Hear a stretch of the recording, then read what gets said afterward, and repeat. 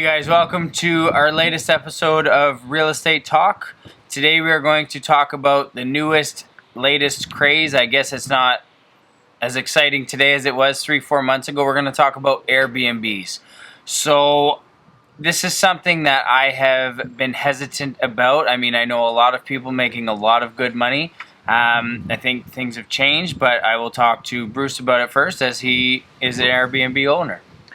Yeah, for me, I guess the advantage to Airbnbs is you've got short-term renters as opposed to long-term renters, so you're not locked into things like the fixed income. That's what I'm looking for. Fixed rents? Fixed rents, yeah, fixed rent percent increases. So again, you're very flexible on what you can charge on your Airbnb.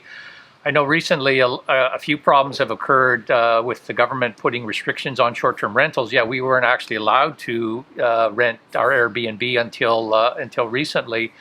And looking at that, other people, especially out of Toronto, they're buying high-rise condos, using them as Airbnbs. And now, again, if they can't rent them out as short-term rentals, they're forced into taking long-term rentals. So it's sort of really put a kibosh on the whole Airbnb industry, and it'll be interesting to see how well it rebounds.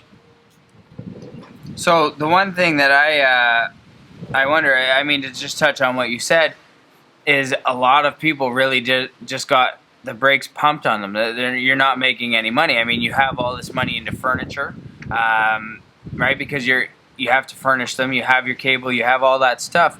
So looking at it now, I mean, let's just say in the grand scheme of 12 months, do you still think it was a good investment? And I mean, to each his own. It doesn't mean that it's wrong, but would you do another one?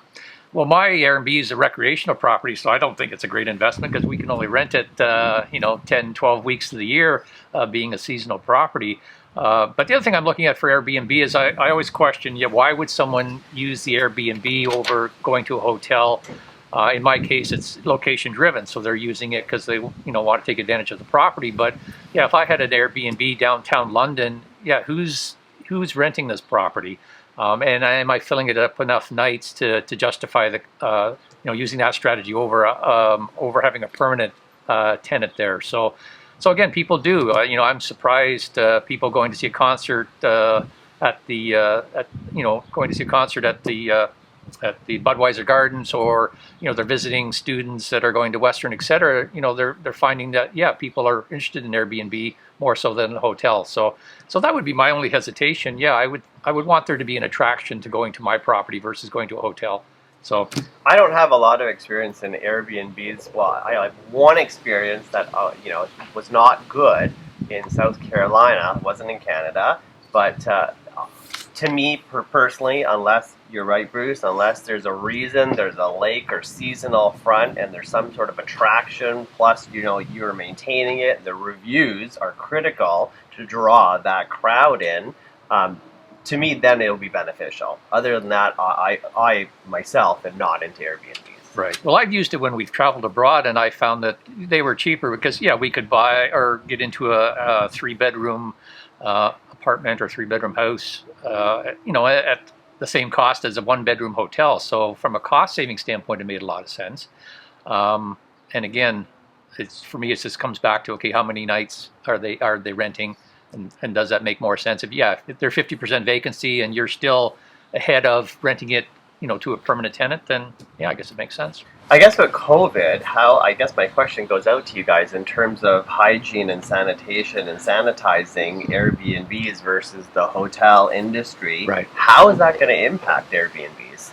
Well, I think that's a huge question mark, and I think it's going to be hard to regulate as well, right? I mean, with a hotel, they are going to very likely be a lot more on top of things because they have a huge brand to maintain. But I think it's going to be hard as an individual owner to prove that, hey, they're getting that cleaning every time. And how much does something like that cost? Well, they're regulated. Sorry, Mark. They're regulated by occupational health and safety protocols, right? So they're going to be using products that they're going to have, for example, huge companies like Ecolab or Johnson Diversey, or those medical grade, sanitizers versus the Airbnbs. So I'm going to throw it back to you guys and say, how is this going to impact the Airbnb industry? Well, I look at go back to hotels. If you're just going into a hotel, like traditionally we know they're not changing out the bedspreads, for example, on every visit. They change the sheets, not the bedspreads. Yeah, how well of a cleaning is happening in hotels? So I know some people have expressed concern to us that have booked our Airbnb. Yeah, what kind of extra cleaning are you doing? And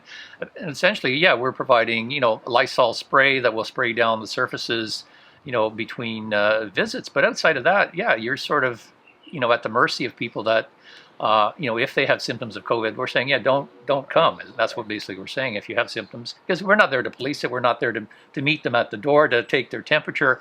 So Absolutely. there's so much, so basically it's an honor system. Yeah, if you've got symptoms, don't show up, and please, use the Lysol sprays and things when you leave, so it's ready for the next person coming in. So because yeah, to what degree are things being cleaned? Just a typical hotel. To what degree is it being cleaned? That would be my concern.